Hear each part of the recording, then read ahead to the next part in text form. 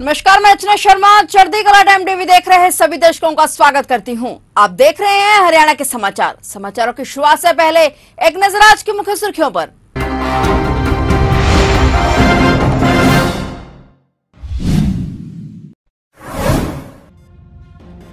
सोनीपत में वकील के घर पर एनआईए की रेड। एनआईए ने पंकज त्यागी को लिया हिरासत में। जरूरी दस्तावेज भी एनआईए ले गई साथ। एनआईए की रेड से मचा हड़कंप।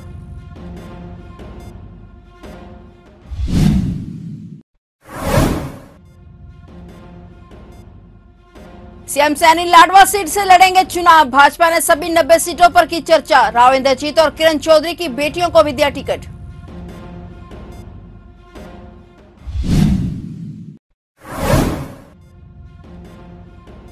हरियाणा में चुनाव से पहले ईडी का एक्शन। कांग्रेस नेता भूपेंद्र सिंह हुड्डा पर ईडी ने कसा शिकंजा। 2 कंपनियों की 834 करोड़ की संपत्तियां अटैच।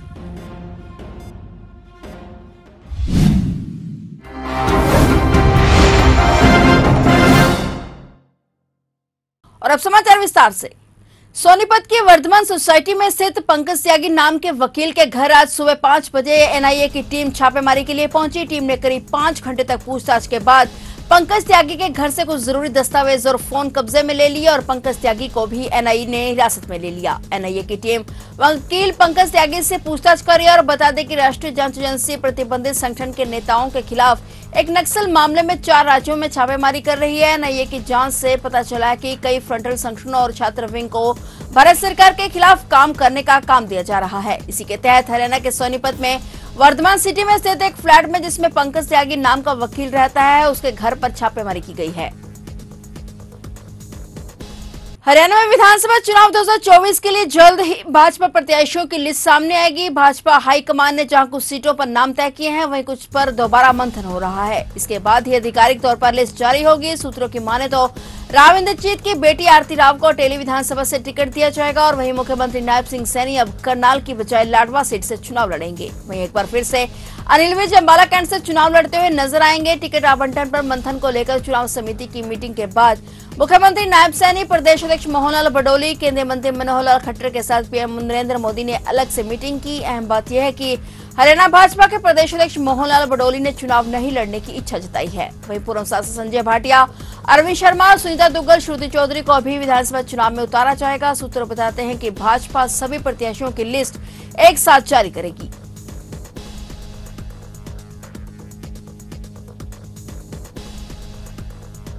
हरियाणा विधानसभा चुनाव से पहले प्रवर्तन निदेशालय ने शिकंजा कसते हुए पूर्व मुख्यमंत्री और कांग्रेस नेता भूपेंद्र सिंह हुड्डा से जुड़े जमीन मामले में 2 कंपनियों की 834 करोड़ रुपए की संपत्तियां अटैच की हैं। ईडी ने हुड्डा, एमआर और एमजीएफ डेवलपर समेत अन्य आरोपियों के खिलाफ मनी लॉन्ड्रिंग जांच के तहत यह कार्रवाई की। अटैच की गई संपत्तियां हरियाणा और दिल्ली के 20 गांवों में स्थित है। प्रवर्तन निदेशालय का आरोप है कि एमआर एमजीएफ ने भूपेंद्र सिंह हुड्डा और नगर ग्राम योजनाकार विभाग के पूर्व निदेशक त्रिलोक चंद गुप्ता के साथ मिलकर दिल्ली और गुरुग्राम के इलाकों में सस्ते दामों में जमीन हथिया ली थी और इस कारण न सिर्फ उन लोगों को नुकसान हुआ जिनकी जमीनें हड़पी गई, बल्कि सरकार को भी भारी नुकसान झेलना पड़ा। गौरतलब है कि हरियाणा में चुनावी सरगर्मी तेज है। 5 सितंबर से नामांकन शुरू होगा और ऐसे में कांग्रेस नेता भूपेंद्र सिंह हुड्डा से जुड़े मामले में कार्रवाई से राजनीतिक स्तर पर मामला तूल पकड़ता सकता है।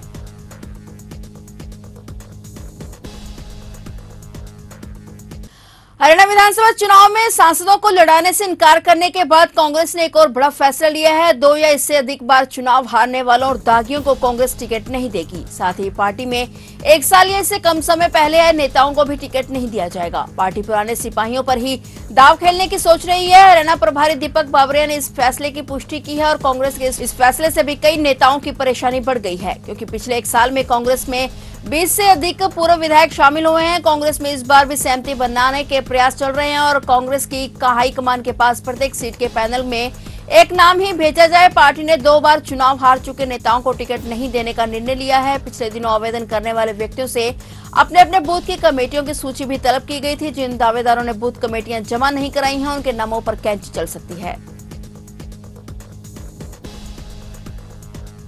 जींद में नरवाना से जननायक जनता पार्टी के विधायक रामनिवास सुरजाखेड़ा के खिलाफ एक महिला ने रेप के आरोप लगाए हैं। उसने जींद महिला थाने में विधायक के खिलाफ एफआईआर भी दर्ज कराई है। एफआईआर दर्ज होने के बाद विधायक की मुश्किलें बढ़ गई हैं। हालांकि उन्होंने अपने ऊपर लगे इन आरोपों को निराधार बताया है। उनका कहना है कि उन पर लगे आरोप राजनीति से प्रेरित है। रामनिवास सुरजेवाला ने इस मामले को लेकर अपना बयान दिया है। इस मामले को लेकर रामनिवास ने कहा कि राजनीति इतने निचले स्तर पर आ जाएगी, यह कभी सोचा भी नहीं था। दुख की बात यह है कि चुनाव से एकदम पहले साजिशों के तहत मुझे कमजोर करने की ये कोशिश दुर्भाग्यपूर्ण है। मुझे कुछ सूत्रों से पता चला कि मेरे खिलाफ कुछ असामाजिक तत्वों ने दुष्कर्म की झूठी एफआईआर दर्ज कराई है, मगर फिर भी मैं हर अग्नि परीक्षा के लिए तैयार हूं। उन्होंने कहा कि कानून से अपील है कि पूरे मामले की निष्पक्षता से जांच की जाए। मैं हर सहयोग के लिए तैयार हूं।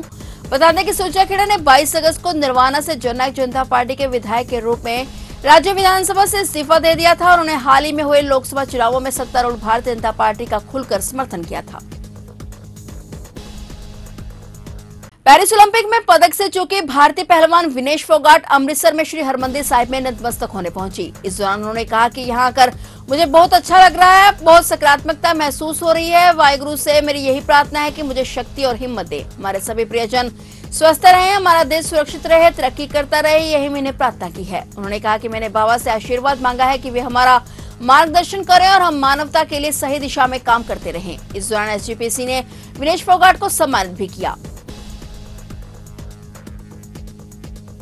नारनौद उपमंडल के गांव कोतखुर्द में एक विवाहिता की संदिग्ध परिस्थितियों में मौत हो गई, जिसके बाद मृतक के परिजनों ने हत्या का आरोप लगाया है। मृतका का पति जो हरियाणा पुलिस में जवान है, सुमित सास बाला और ससुर रिजक के खिलाफ हत्या का मामला दर्ज किया गया है। पुलिस ने विवाहिता के शव को कब्जे में लेकर पोस्टमार्टम के लिए हांसी के नागरिक अस्पताल में भेज दिया है। आज शव का पोस्टमार्टम किया जा रहा है। मृतका के पिता ने पुलिस को दिए बयान में बताया कि उनकी 24 वर्षीय बेटी मंजू उर्फ सोनिया की शादी 5 दिसंबर 2020 को कोतखुर्द निवासी सुमित के साथ हुई थी। इस शादी से उनके 2 बच्चे हैं। उनकी बेटी घरेलू महिला थी और उसका पति सुमित हरियाणा पुलिस में नौकरी करता है। उन्होंने आरोप लगाया कि सुमित अपनी पत्नी मंजू उर्फ सोनिया के चरित्र पर शक करता था और शराब पीकर उससे मारपीट करता था। उन्होंने दावा किया कि रंजिश के चलते ही उनके दामाद, सास और ससुर ने मिलकर उनकी बेटी की हत्या कर दी। पुलिस ने तीनों आरोपियों के खिलाफ हत्या का मामला दर्ज कर लिया है और मामले की जांच जारी है। यमुनानगर जिले के सडौरा में 10 साल की मासूम बच्ची के साथ दुष्कर्म का मामला सामने आया है। आरोपी पड़ोस में रहने वाला 60 साल का व्यक्ति है, जिसे पुलिस ने गिरफ्तार कर लिया है। इस घटना के बाद इलाके में आक्रोश फैल गया और लोगों ने सड़कों पर जाम लगा दिया। पुलिस ने मौके पर पहुंचकर लोगों को शांत किया और रास्ता खुलवाया। आरोपी की पहचान चांदीराम के रूप में हुई है, जो दूध बेचने का काम करता है। यह घटना तब सामने जब बच्ची की मां अचानक मौके पर पहुंच गई और आरोपी को रंगे हाथों पकड़ लिया। घटना के बाद आरोपी चांदीराम मौके से फरार हो गया, लेकिन पुलिस ने तत्परता से कार्रवाई करते हुए उसे गिरफ्तार कर लिया। पुलिस ने घटनास्थल से आवश्यक सबूत भी इकट्ठे किए हैं, जो इस जघन्य अपराध की पुष्टि करते हैं। आरोपी चांदीराम के खिलाफ सख्त कानूनी कार्रवाई की जा रही है और पुलिस इस मामले को तेजी से सुलझाने के प्रयास में जुटी है। परिवार की व्यथा और बच्ची के साथ हुए इस अमानवीय कृत्य ने पूरे इलाके को हिलाकर रख दिया है। एक बच्ची है, उसके साथ में गलत हरकत करी है एक आदमी ने, तो उसके कारण से लोगों में आक्रोश था और उसके कारण से ही उन्होंने अपना ये चौराहा जाम किया था। उसको हमने अरेस्ट कर लिया है और उसके खिलाफ कार्रवाई कर रहे हैं। सर, बच्ची की उम्र क्या बताई जा रही है? सॉरी, बच्ची की उम्र क्या है? बच्ची की उम्र 10 साल के करीब बता रहे हैं। उसके पिताजी, मम्मी पापा वगैरह साथ में हैं। तो आरोपी कहाँ का रहने वाला था? जी, ये सडौरा का ही है जी। उसकी कितनी आयु थी? उसकी 60 साल के करीब है। पहले आना जाना था क्या आरोपी? पहले वो पड़ोसी हैं जी, पड़ोसी हैं, एक ही जगह पर रहते हैं। मेडिकल पुष्टि हुई है सर? अभी कार्रवाई चल रही है, अभी उसके बाद में मेडिकल वगैरह ये सारी चीज करवाएंगे। तो जैसे परिजनों द्वारा जाम वगैरह लगाया हुआ था, इसके बारे में क्या?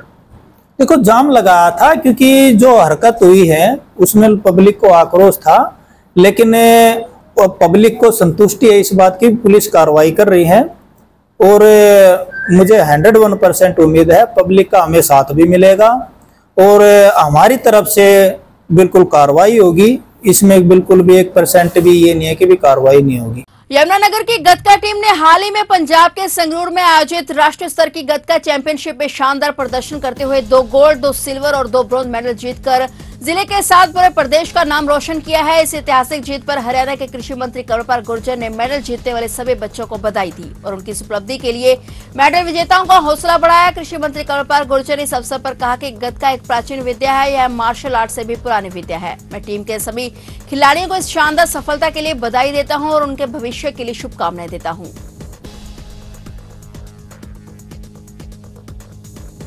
चरखी दादरी शहर में जिले के पूर्व सैनिकों और युवाओं ने बैठक का आयोजन किया, जिसमें ऑल इंडिया कांग्रेस कमेटी पूर्व सैनिक विभाग के राष्ट्रीय अध्यक्ष कर्नल रोहित चौधरी ने शिरकत की। इस दौरान उपस्थित सभी ने केंद्र सरकार की अग्निपथ योजना के विरोध में रोष जताया। उन्होंने कहा कि कांग्रेस नेता राहुल गांधी जवानों और किसानों की समस्याओं को लेकर बहुत गंभीर हैं। कांग्रेस की सरकार बनने पर अग्निपथ योजना को बंद करके रेगुलर भर्ती की जाएगी, जिसमें लाखों युवाओं को भर्ती किया जाएगा।